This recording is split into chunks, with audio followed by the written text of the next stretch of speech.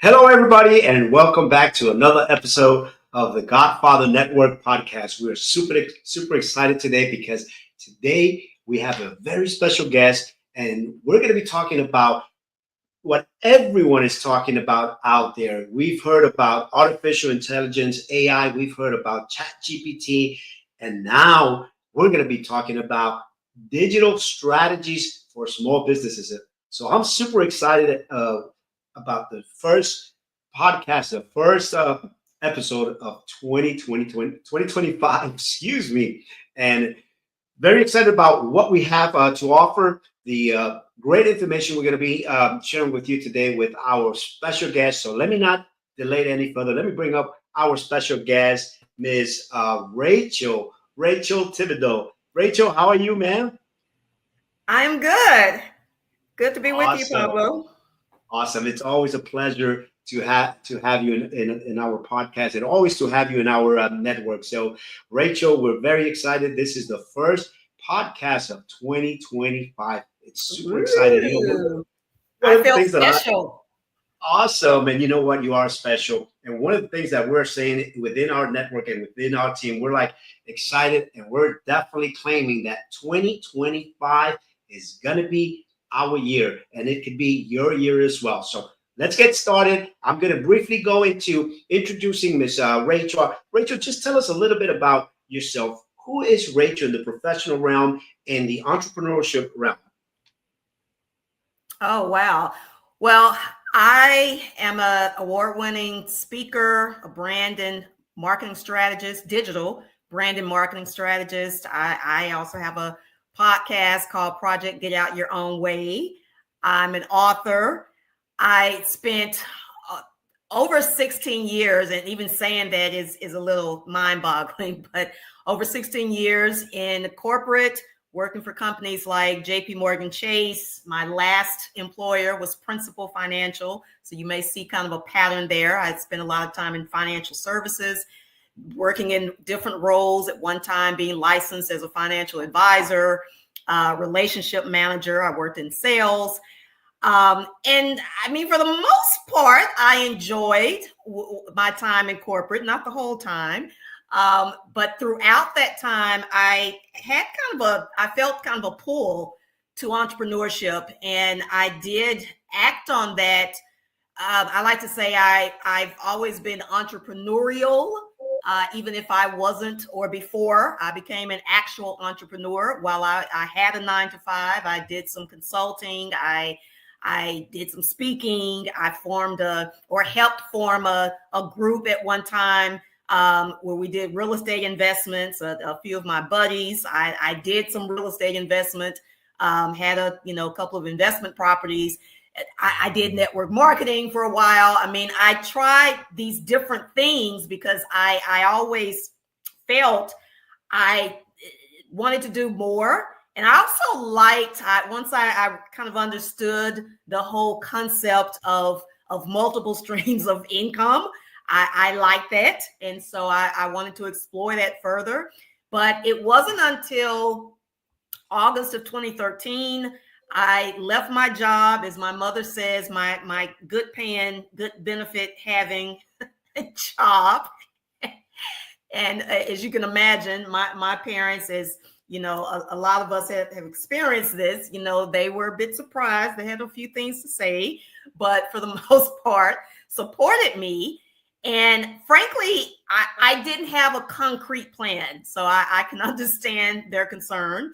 I knew there, like I said, that there was more for me. I knew that I wanted to lean more into brand and marketing strategy because I was actually a double marketing and finance major in college. I just went kind of more into the finance part of the financial sector and really wanted to get back to, marketing and brand building. And it took some time and it's been an adventure, but here I am 11 years later, running my boutique consultancy and digital strategies firm, Swag Strategy Solutions.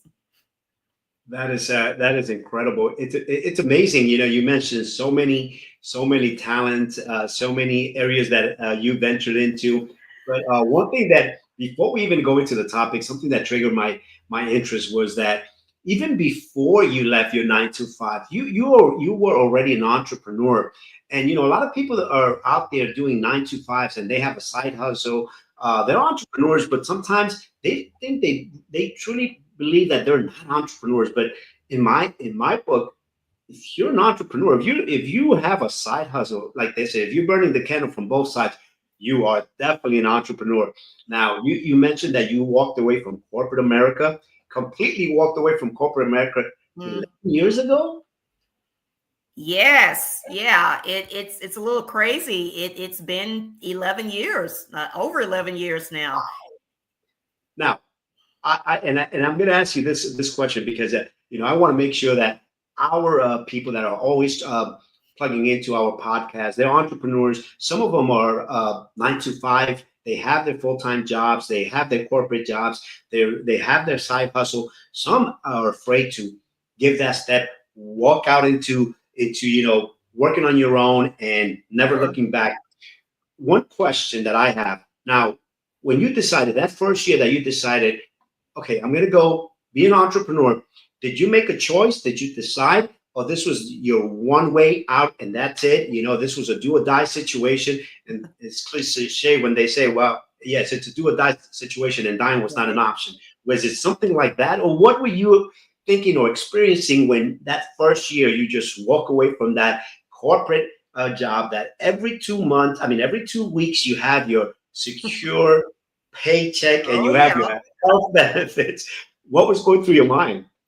Yeah, I honestly, it wasn't necessarily a do or die situation, just being transparent. I'm married. I was married at the time, and my husband was pretty supportive. Now, he had just started to kind of put this in perspective, though. He had just gotten back into law enforcement. My husband spent most of his career in law enforcement, and had gotten back into law enforcement at that time. So his benefits had not even kicked in.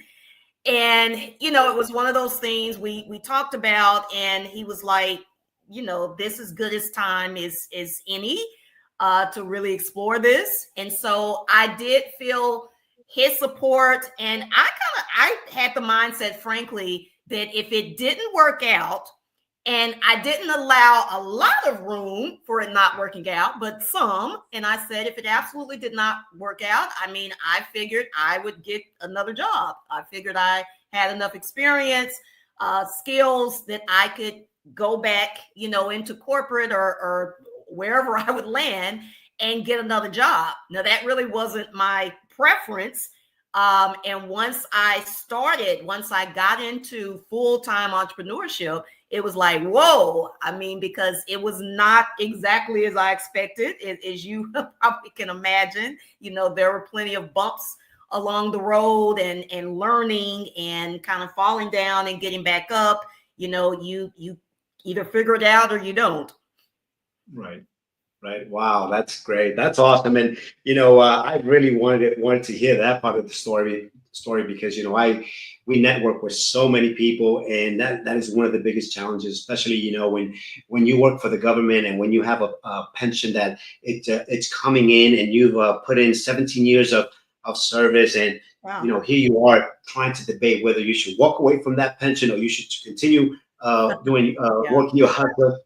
And one thing that I've realized is, hey, as long as your side hustle is paying you, is generating revenue, and it's covering expenses, and then there's a little bit left over, and as a financial expert, you know that if after everything is paid off, if it's on the positive, on the green, and it's not on the red, then we're doing good. So, Yeah.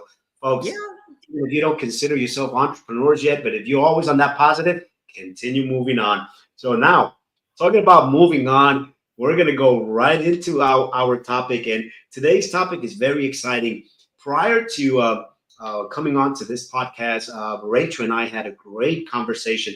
I was learning myself a little bit about what Rachel's going to be talking to you about. So today's topic is going to be digital strategies for small businesses. So what I'm going to do is I'm going to give Rachel an opportunity to unpack what digital strategies mean? Because I was talking to Rachel and I was mentioning to Rachel that we hear Chat GPT, we hear artificial intelligence, AI, and now we have these digital strategies. What is digital strategies? Let's unpack that for our podcast fans. Yeah, because that's one of those terms that we hear a lot. As you mentioned, it's thrown around a lot, especially online. And I think there is probably some confusion surrounding digital strategies, digital marketing. And speaking of that, most digital strategies are digital marketing strategies, meaning they can be used to market. They can be used to market your product, your service, your brand. But essentially, digital strategies are pretty much what as they sound. These are strategies that can be used in the digital space. They are usually created and utilized in the digital space. So examples of digital strategies include, as you mentioned, of course, one that most, if not all of us have become pretty familiar with is ChatGPT. And ChatGPT is an example of generative AI. Generative AI is really hot. It has really taken off over the last few years. AI in general, artificial intelligence, is not new. However, generative AI is kind of newer. That is something that involves large language models, and I don't want to get too in depth with that, but it is essentially a way to really, it's kind of a cheat code when it comes to communication, especially content, all types of content, written content, video content. And so ChatGPT is certainly an example of a digital strategy, as well as, SEO, email, social media is a type of digital strategies. So it's really anything that is kind of created, started in the digital space and is pretty much used in the digital space or the online space, if you will. Right. Awesome. No, that's a great explanation. Now, the other question I'm gonna have, and I would love for you to also unpack is, great. Now we understand what these strategies are.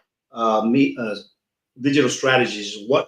How we could use them. But an individual that is a small business, limited budget, as you know, coming in into the entrepreneurship world, you're a small business. You don't have a big budget. So, what would be the best strategy to go into digital strategy? Because, as you mentioned, there's a whole lot of things that you could do. So, what do you recommend a brand new entrepreneur, a small business owner that wants to get into this space? What should he or she do? Well, what we focus on with Swag Strategy Solutions, the really three primary digital strategies, and those are generative AI, as I mentioned, your Chat GPT, your Gemini. That's another example. That's kind of Google's answer to Chat GPT. So generative AI, content, and SEO, and in particular, social SEO, social search. And you and I talked a bit about that before, because as many of us know, SEO, search engine optimization, it's pretty much optimizing your website. It's optimizing in the bigger sense for Google, because Google has been the big boy in terms of search and kind of monopolizing search. And that really is changing. People are searching more and more on social platforms, not just Google, not just say Yahoo or Bing or some other search platform. They are using social media. They are using sites like Reddit and even ChatGPT now. There are ways that you can optimize those platforms for search. For example, Gen Z uses TikTok, and who knows what's going to happen after this week, given, the situation with TikTok. But up until this point, I mean, Gen Z uses TikTok more than Google to search. And it's not much different among millennials.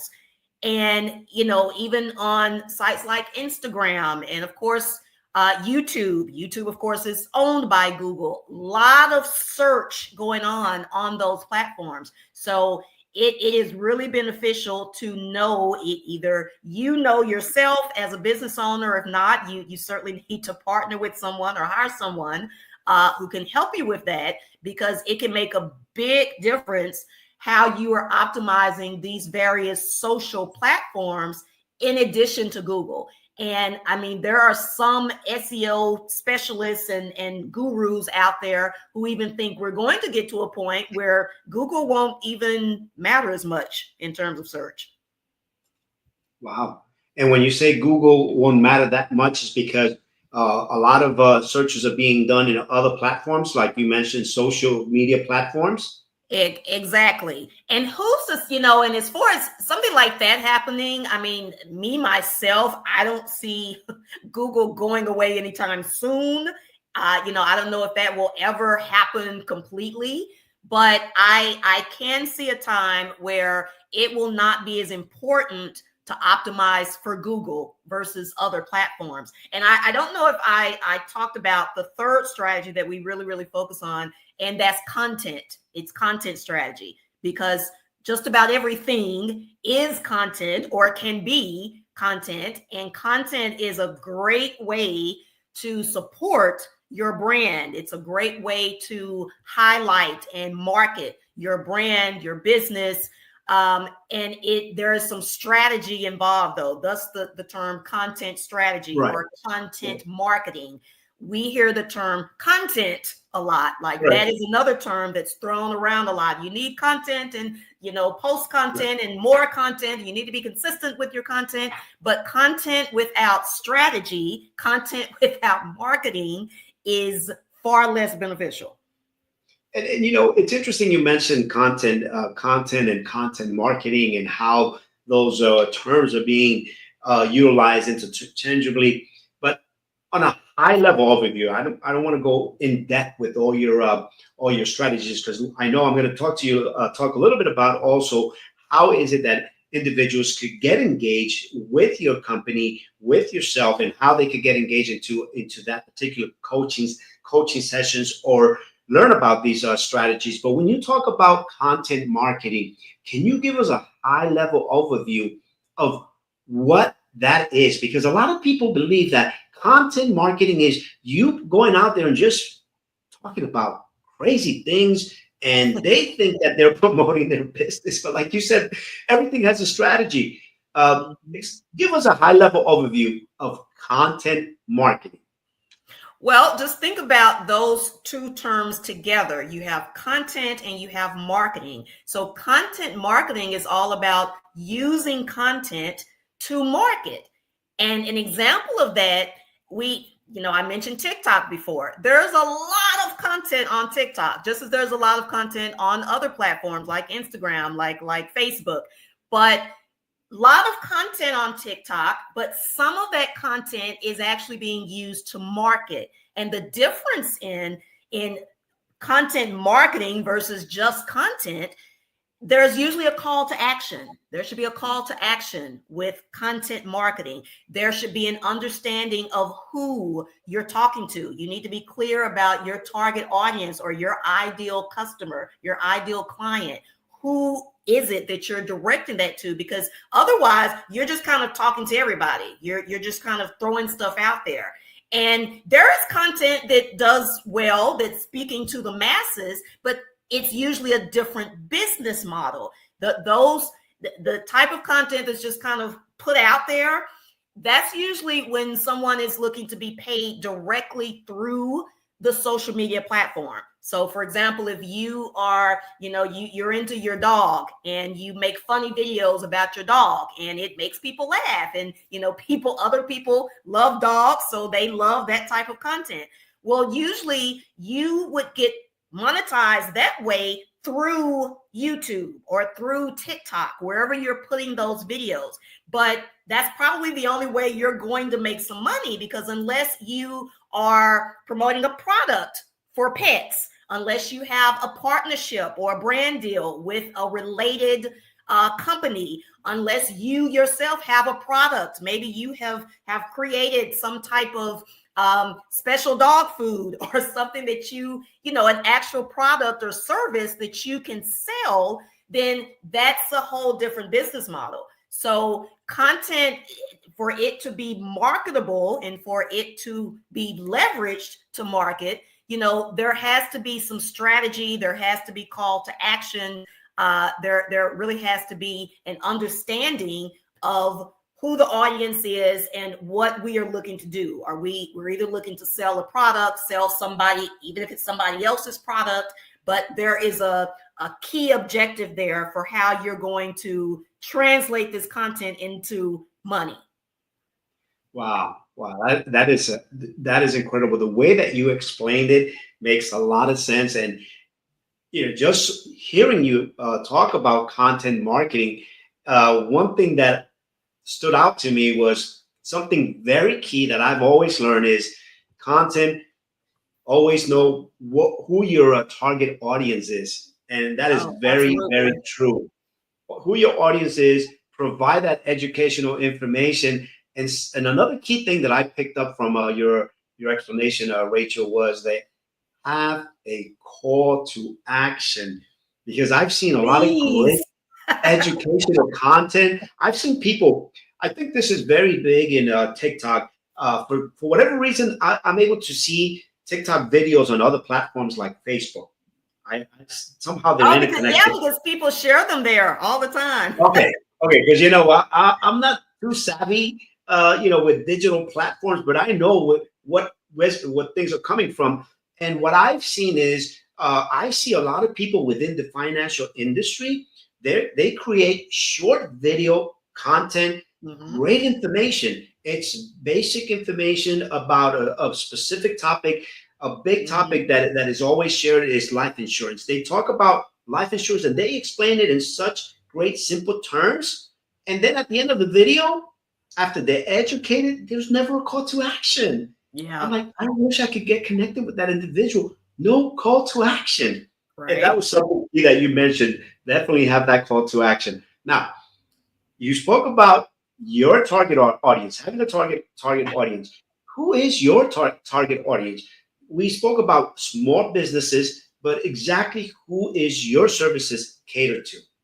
Sure. I work primarily with women business owners, women businesses, although not exclusively, as well as service providers, coaches, consultants, photographers, web designers. I mean, essentially those who offer services, and content creators. And in particular, as I'd like to say, reluctant content creators, which is often fall into those other groups.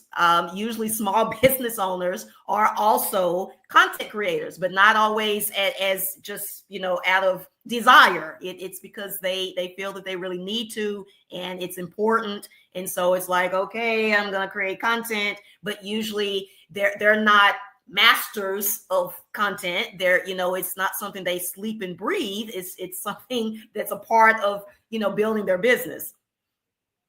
Awesome. So that's great. So, Rachel, you mentioned several groups, content creators, coaches. If anyone is out there and you fall into this category and you just want to learn more about this topic, I mean, here in 25 minutes, 30 minutes, we could only talk about so much. And it's incredible how, we've just scratched the surface of this topic, and we're into 25 minutes of the podcast. So what I want to do, Rachel, and this is your phone number. Is this a cell phone number or a landline? This is my business line. Business line. Okay. So can they text you on this business line?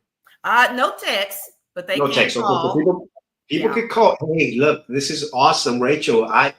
People still make phone calls. So please pick up that phone. Pick up that phone. I know we all love texting. I think Rachel and I were talking about this.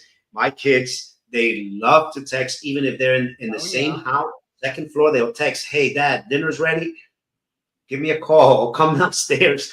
But this is Rachel's business number, 713-379-4626. Reach out to Rachel. Even if you have a concern, a question, or even if you want Rachel to expand on topics that she mentioned, or the 3 strategies that she spoke about, feel free to reach out to her. I'm pretty sure, just like any lawyer, your first consultation, 5-10 minutes, whatever that may be, it probably might not even be at a cost until Rachel would be able to determine if you're going to be a fit, if you're going to be a fit for each other. So, having said that, Rachel, what are some of the last thoughts that you want to share with our business owners, with our entrepreneurs, that small entrepreneur that's out there with the hustle? They're working a 9 to 5.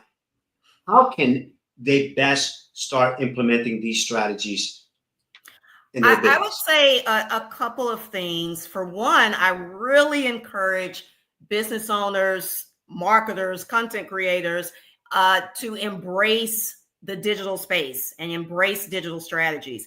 And I know some people hear that and it's like, well, hasn't everybody done that by now? But the answer is no. I mean, there's still some resistance among small business owners. And I have to say, if you are resisting change in the digital space, you're going to struggle. You're going to struggle, especially going forward, because this whole digital thing, the whole thing with AI, it's not slowing down. It's not going anywhere. And so I really encourage you to embrace it, to lean into it. And I'm not saying that, you may not have any concerns or there may not be any fear even, but just keep in mind and think about how it was when other digital strategies came about. Social media at one time was something shiny and new. Email even at one time was shiny and new. SEO. I mean, but all of these things now, are in a pretty mature state and being utilized and leveraged a great deal. So that's first and foremost. And then I would just really encourage people to realize how important attention is in the online space. Grabbing attention as quickly as you can. I often say you have to get people to pay attention before you get them to pay. Like you have to get their attention first. And so that comes up a lot in content, whether it's video, whether it's written, especially video. A lot of people are, using video more and more. You mentioned short form video, Pablo, which is still really hot. Although I will also say long form video is not dead. That's why YouTube is doing quite well. That's why other platforms like TikTok is even kind of moving in that direction. They've been gradually lengthening the duration of videos over there, because long form video is not dead either. But whatever type of video you're doing or content, use hooks. Really make sure that you're grabbing that attention. And I've said this before, and it's kind of funny because I've had people come back and say, well, I'm just a nice person. But sometimes even greeting people in your videos, in the beginning of your videos, even saying hello, or how are you doing? Or hey guys, even that sometimes can lose you viewers. Like before you get before you get guys out, some people have scrolled away. And it's just because there's so much content, there's so much competition for attention. So one way to get around that, even if you're a nice person, is start off with your hook. Whatever your hook is. If you're Pablo, for example, if you're talking about a networking event, start out with, you will hate yourself if you miss this event coming up on January 23rd.